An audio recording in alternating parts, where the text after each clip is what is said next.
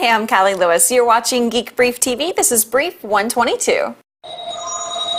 So, Leo, I wanted to talk to you about the iPhone.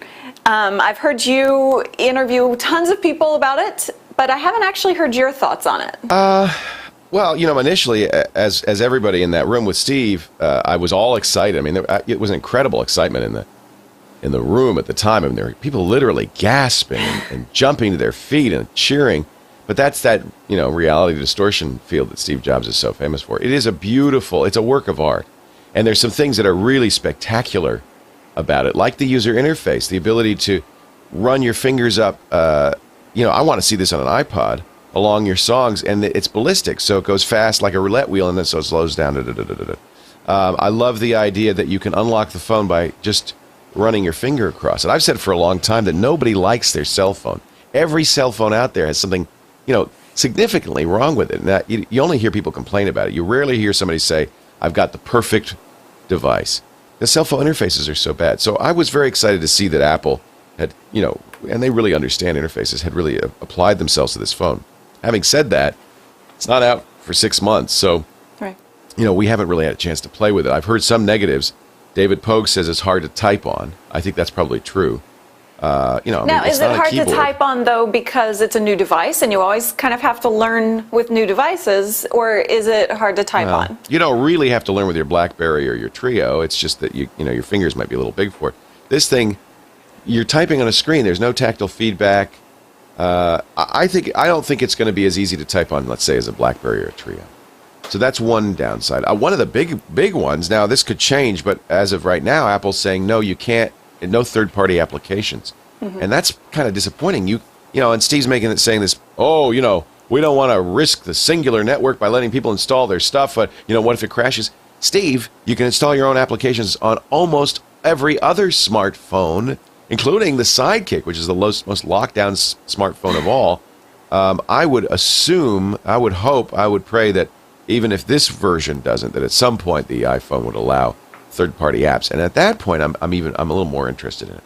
We don't know how durable it'll be. We don't know how fingerprints will affect that screen.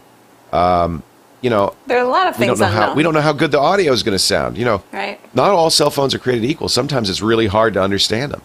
So, and there's some things that are kind of unknown. For instance, he didn't show the picture-taking interface. David Pogue did play with it and said it's very good.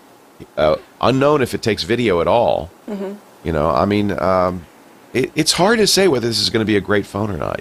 We just have to wait and see.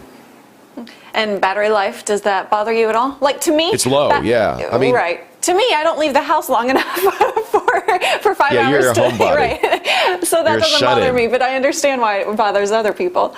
Well, here's the problem. You're sitting on an airplane. You've got this thing with movies and music on it. Right. Let's say you watch a couple of movies. And then you get off the plane, your phone doesn't work. It's going to drain. That's not going to work. Right. Do you think it'll get better? Do you think he'll improve that? Well, I think it's pretty clear. I mean, look at the first iPod. It's pretty clear it's the first device in this category. Apple really wants to get in this new category. They don't even consider it a phone. Right. And I think like the first iPod, you could have all sorts of complaints about, and it got better each iteration. I expect we'll see a variety of phones, and they'll get better and better. But the first one, it's expensive, little battery life. You know, the typing interface may not be so great. There's some great things about it, but I'll probably buy one. But it may not be for everyone. I don't know if it's going to be a home run right out of the box. Apple TV or Sling Catcher? That's a good question. I haven't seen either, in action yet. The Apple TV is great for people like me because I'm an all Apple, house. I use iTunes, and almost everything I watch is in iTunes. So that'll work for me. But if you watch DivX movies or you're downloading from BitTorrent, the Sling Catcher might end up being a better choice. It's $100 less. We just, we'll have to try them both. It's so hard, when you go to CES or you go to Macworld and you see this stuff that's not out yet. You see demos. Demos are very deceptive. Right. Everybody wants to know, is this good? Is this going to be good? And I think it's best just to say we don't know until we really try it, and we'll let you know when we play with it. That's the way it is. Well, thank you very, very much for your time. Don't you want to know about my prediction? Sure, go for it. I got a prediction. Okay. Actually, I have to credit Merlin Man for this.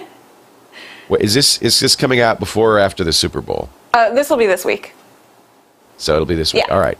I'm thinking, they say Apple's bought an ad at the Super Bowl. Right. And everybody's saying, they'll announce that the Beatles are on iTunes. That's not enough to buy an ad on the Super Bowl. In fact, think about Joe Sixpack sitting at home. Huh? The Beatles, you couldn't before? I don't understand. Right. What? Joe Sixpack doesn't know that the Beatles aren't on iTunes. You don't buy the Super Bowl and announce that. They need to announce something bigger. Here's my theory.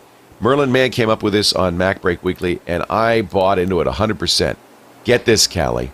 A special Beatles iPod. Right. Based on the iPhone, touchscreen, big, with all the Beatles songs and all the Beatles movies on it. Now how much would you pay? How much do you think What it'll do you go think? for? What do you think? Yeah. Oh, it'll be expensive. It'll be $600. 600. But I'll buy. I would run out and buy it. Would you? Absolutely. Yeah.